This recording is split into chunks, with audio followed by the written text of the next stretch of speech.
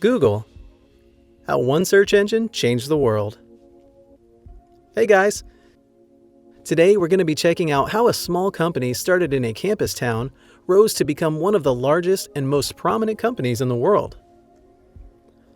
The history of Google begins at Stanford University in 1995, where the co-founders, Sergey and Larry Page, were students. Here, they developed a search algorithm that was initially called BackRub.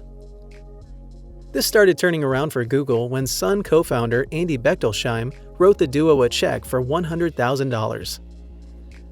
This birthed Google Inc., and by 1998, the company had indexed over 60 million pages. The search engine proved to be better than competitors like Excite.com, Hotbot, Yahoo, and MSN. By late 1999, the duo almost made a catastrophic mistake when their attempts to sell the company to Excite were declined. The duo had offered Excite's CEO $1 million for the company. The company later moved into Silicon Valley's 165 University Avenue in Palo Alto. The company later moved to its current location at Mountain View at 1600 Amphitheater Parkway. Today, the location is called Googleplex. Fortune turnaround. Many internet users were attracted to Google's simple layout, and this attracted droves of advertisers who would pay ad fees based on search keywords. By mid-1999, Google was processing an average of 500,000 queries per day, and this number soon shot to 200 million times a day in 2004. By 2011, this number was 3 billion searches per day. People used Google so much that the name became a common verb for when somebody is searching for something online. The next question is, how Google handled all this traffic. They did this by building 11 data centers across the world. Each of these data centers had within them several 100,000 servers.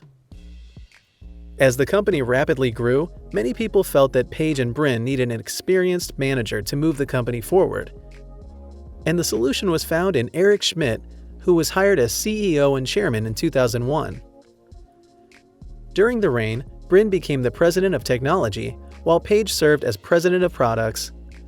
In 2011, Page took over the reign as CEO, and Schmidt became executive chairman.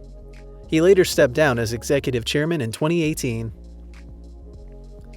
In 2004, the company ran a successful IPO that raised $1.66 billion. This made Page and Brin instant billionaires. The company was later added to the S&P 500 stock index in 2006. In August 2015, to further help them diversify their wide range of products, Google became a subsidiary of a newly formed company called Alphabet Inc. Google remained with products like YouTube, Android OS, Internet Search, Apps, and Maps. Under Alphabet, you had other companies like Calico, Google X, and Nest. To manage all this, the company made Sundar Pichai as CEO of Google. Google has grown to be one of the largest companies in the market with a market cap of $1 trillion. The data growth has been steep from 2012 to 2020. Further changes were to follow, with Brin and Page leaving their posts as president and CEO respectively. They remained as board directors in Alphabet. Google was also converted into Limited Liability Company, LLC, in 2017, while Alphabet was reorganized to an intermediate holding company, XXVI Holdings. Google revenue growth.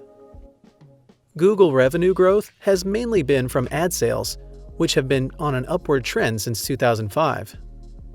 The company's diversity of products means you are going to see additional revenues. Google diversity of products. To many, Google is synonymous with internet search. But over the years, the company has diversified its revenue stream across various product segments.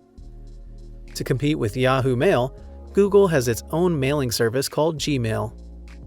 This has become quite popular in the era of smartphones. The company also launched its own browser, Google Chrome. In 2011, the company launched their social media platform, Google+, but it was not much of a success and found it hard to compete with established products like Facebook. The product was later discontinued in 2019.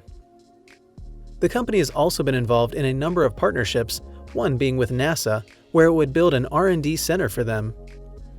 The company is also involved with NASA with BioInfo Nano, massively distributed computing, and large-scale data management. The company also entered a partnership with Sun Microsystems to share their technologies. The company also just launched the Pixel 5 smartphone that is 5G capable. Google's foray into smartphones first began with its acquisition of Motorola Mobility in 2012. This enabled the company to sell a variety of mobile hardware. This has helped it become one of the top tech companies with other companies like Apple, Microsoft, and IBM. In 2005, Google made a strategic purchase of YouTube for $1.65 billion, and this made the company even more popular while expanding its revenue streams. In 2014, there was the acquisition of Songza, which was later remodeled into Google Play and bundled up with its OS. However, it is the purchase of Applied Semantics that really propelled Google to greater revenue sources in the form of search engine ads. The company was renamed AdSense. How does the future look for Google? Google has over the years moved from just a search engine to a conglomerate offering a diverse list of products. At the heart of Google innovations is strong R&D. In this regard, the company is investing big on emerging technologies like artificial intelligence. This is evidenced by its foray into driverless cars. The company has also been in an acquisition spree for robotics companies, buying 8 companies, including Boston Dynamics. The world of robotics is going to shape the future, and Google self-driving cars will be able to communicate with servers and predict collisions and manage driver controls on their own. This will put Google in direct competition with established brands in the self-driving category like Tesla, Mercedes, Volkswagen, among others.